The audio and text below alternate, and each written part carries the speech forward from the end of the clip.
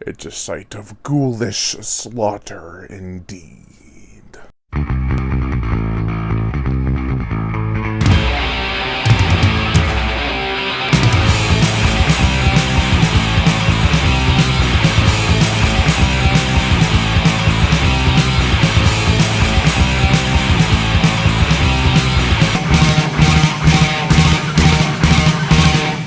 House of a Thousand Corpses. This is the first film directed by metal singer turned director Rob Zombie. Let's dig into it. The plot. A group of 4 friends are on their way to visit one of the friend's relatives, probably the father, I think.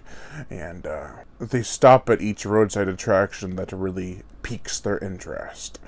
And in this case, it's Dr. Satan. It's a tour of what he has done throughout the years. And regardless, they pick a hitchhiker who says they can bring them to the site of where Dr. Satan performed his hideous crimes.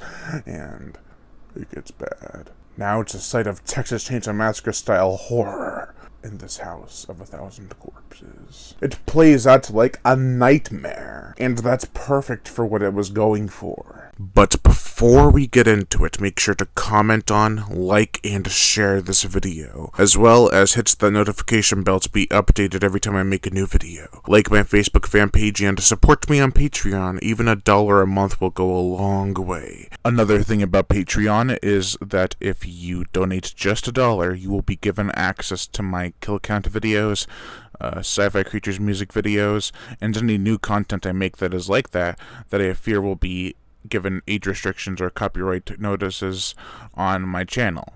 So, trying to keep Horror Show Host alive while still posting those videos, you will be given access to them on Patreon. Just donate $1. The links to those 2 sites will be in the description below, and as always, subscribe. Alright, let's get into this.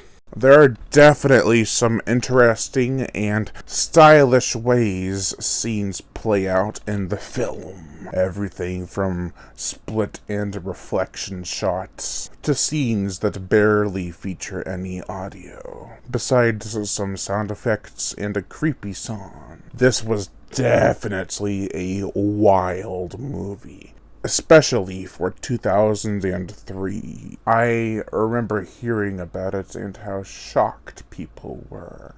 Everything from, like I said, the Texas Chainsaw Massacre style family feuds, to cannibalism, to rape, to necrophilia. This movie's insane. There is supposedly a longer cut that runs for 105 minutes. I only have the 90-minute version, and it's still enough to satisfy and gross any fan of the gross-out genre. I didn't feel repulsed or insulted while watching this movie. This is a fascinating movie to watch, if not for sheer shock value alone.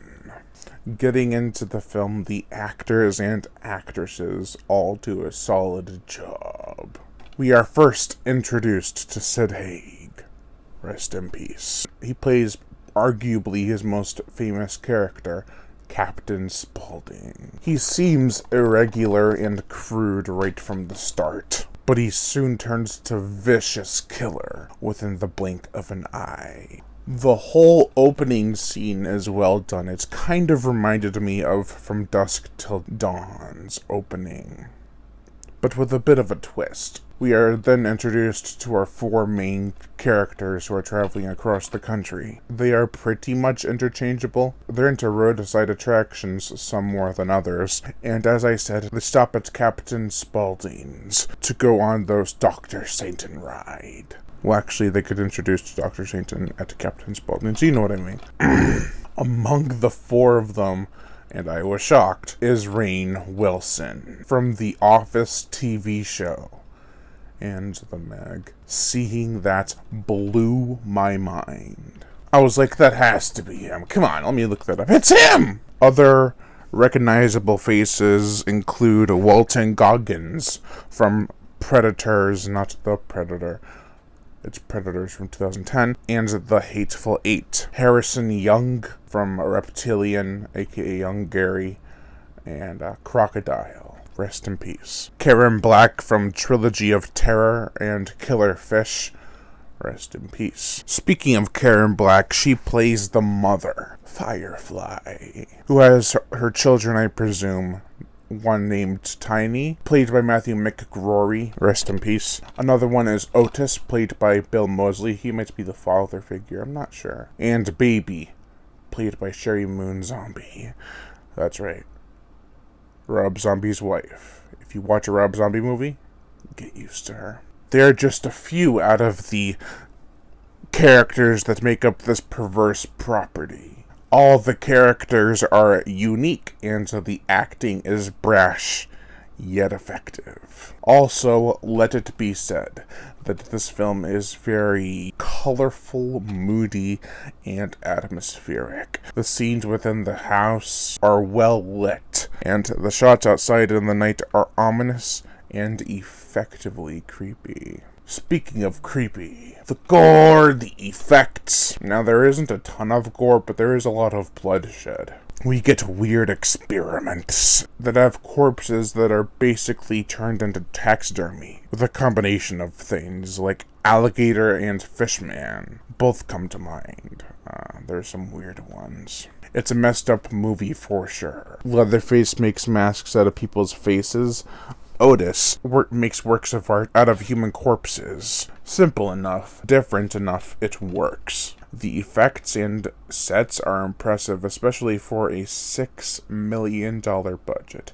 Not huge. We also get other characters like Dr. Satan, and even some types of zombies, I presume. The motion picture soundtrack, the theme song Sun by Rob Zombie, is awesome and all kinds of messed up. There isn't many noticeable instrumental themes, but Scott Humphrey did a good job making an awesome compilation. Now, this movie isn't for everyone. It's mean-spirited, dark, and vile. And that's kind of why it's awesome. It wasn't something people were accustomed to seeing in early 2000s cinema. It didn't do terribly well at the box office, making around 16 million. 16, not 60. I don't know if I said that. Still, it's gone down as a cult classic. In my opinion, it's a well-done and shocking film that deserves the cult classic status. Just don't expect anything groundbreaking.